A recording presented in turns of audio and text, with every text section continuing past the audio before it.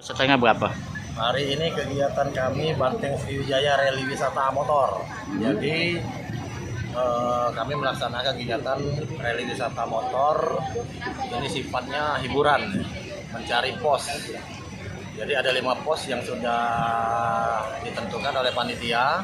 Jadi para peserta itu dikasih clue melalui soal untuk mendapatkan pos tersebut. Setelah dapat di pos itu wajib meminta stempel pos. Terus kalau udah dapat 5 balik ke finish. Terus kartu kontrol dari pos tadi akan dimasukkan ke kotak undian. Kesimpulannya pada akhirnya akan diundi siapa yang beruntung untuk mendapatkan hadiah. Hadiahnya berupa motor, TV, kulkas, mesin cuci, dispenser, magicom, dan ratusan hadiah menarik lainnya.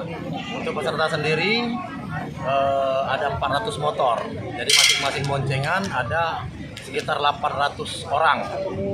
Pesertanya dari mana, Bu? Pesertanya campur ya, seluruh masyarakat Kota Palembang, dari seberang Hulu sampai seberang Ilir.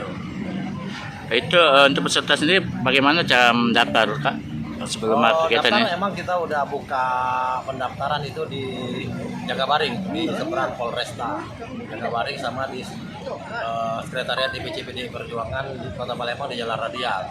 Dan kami juga menginformasikan melalui media sosial, billboard, dan spanduk-spanduk yang kami sebar di beberapa titik di Kota Palembang.